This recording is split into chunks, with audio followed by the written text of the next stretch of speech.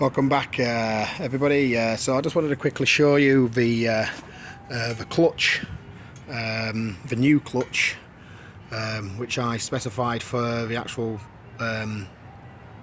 vehicle on the VIN number, and this is the clutch which I got. Now the clutch which was installed was this clutch, and funny enough, it doesn't look all that worn.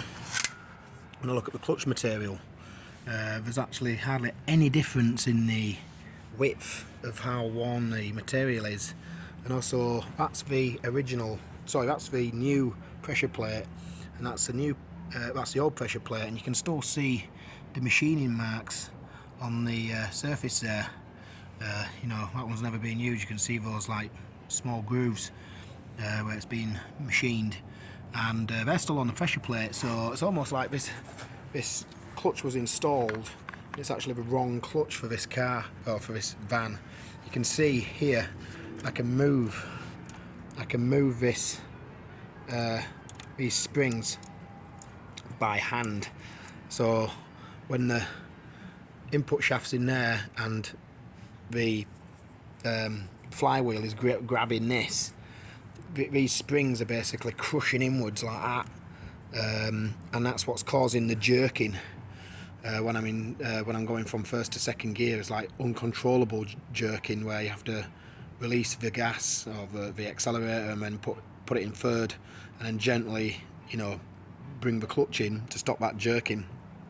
It got progressively worse as well over the time when we're driving the vehicle. But like I said, I think this pressure plate has been installed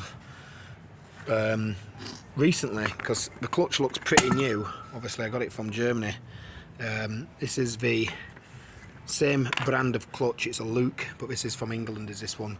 And it's hard for me to show you, but also the clutch springs themselves, actually the springs on the pressure plate protrude out a little further on the new one, and on this one you can see they're a lot flatter there. So that's where the thrust bearing pushes into this like steel ring here, and you can see there's not as much like clearance. There's not as much clearance where it's sticking outwards, where these springs here should be pushing out more. Now I don't know if that's just the way that clutch has been designed, because maybe it's not supposed to exert as much pressure on the clutch itself, because this is for a commercial application compared to the new one. But basically, yeah, that's probably why I was getting some clutch slip as well when I was engaging the clutch. Basically, I could feel it slip. So I thought the material would have been worn down, but you can see there the material was pretty much exactly the same, which is a bit of a shame really, because it's a bit of a waste of a clutch.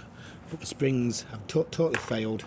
You should not be able to push these in by hand. Ow.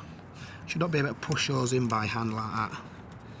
You know, it's these little springs here which are really weak. I don't know why they used these ones here. They should have just stuck with the stronger ones, these thicker ones.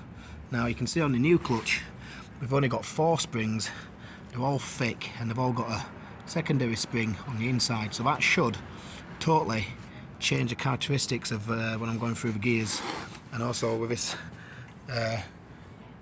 more aggressive like profile on these clutch springs, when I push that in, the forces of the pressure plate should be more greater against the friction disc itself. So the clutch hopefully should work a lot better than what it was doing using that pressure plate, and also the sorry, I lost focus, also the old clutch. So anyway, that's that.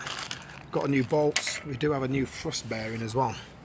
I decided to paint my gearbox green because it did have a little bit of green paint on it, and I had a spare tin of green paint, so I thought I'd give it a liquor paint before I put it back in.